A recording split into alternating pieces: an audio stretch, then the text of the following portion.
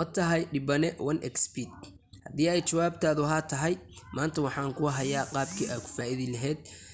hadda waa aragtaa lacagta akoonkii ku jirta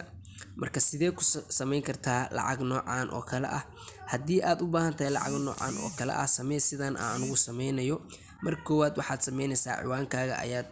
lockout dhahaysaa marka dhahdid meeshan ayaa imaanaysaa registration ma ku dhufanaysaa registration marka ku dhufatid boxkaana ku soo kacaya in one click baad dana ku dhufanaysaa in one click markii aad ku dhufatid waxa ku soo kacaysa boxkan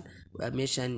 USD dollar baa ka dhiganaysaa Soomaali shilinka meesh ugu muhiimsan waa tan meeshan oo socono farwaaweyn oo waxaad ka dhigaysaa big win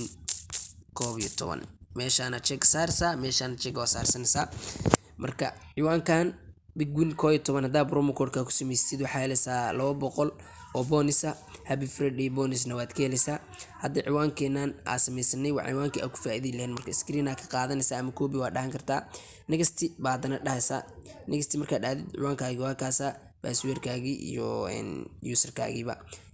faa'iido maanta ay ku bilaabatay